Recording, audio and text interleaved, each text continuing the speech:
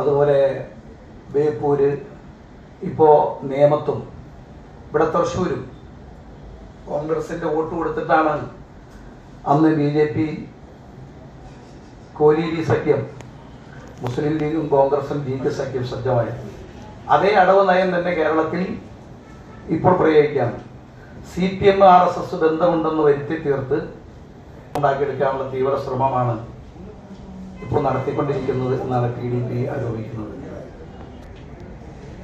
RSSുമായി എക്കാലവും രഹസ്യബന്ധം പുലർത്തി വളരെ തന്ത്രപരമായ നീക്കങ്ങൾ നടത്തിയിട്ടുള്ള അതിന്റെ വർക്കവർ വളരെ വ്യക്തമായി നീക്കി കഴിഞ്ഞിരിക്കുകയാണ്.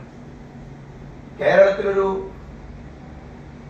എന്തൊക്കെ സംവിധാനങ്ങൾ RSS പ്രയോഗിച്ചിട്ടും കേരളത്തിന്റെ ഒരു ജനാധിപത്യ മതനിരപേക്ഷ സ്വഭാവത്തെ മാറ്റിമറിക്കാൻ 100 വർഷം ആഘോഷിക്കുമ്പോഴും RSSന് കഴിഞ്ഞിട്ടില്ലെന്നിരിക്കെ വളരെ തന്ത്രപരമായ നീക്കങ്ങൾ അവിടെ ആവിഷ്കരിക്കുന്നു എന്നതാണ് വളരെ ഭയാനകമായി.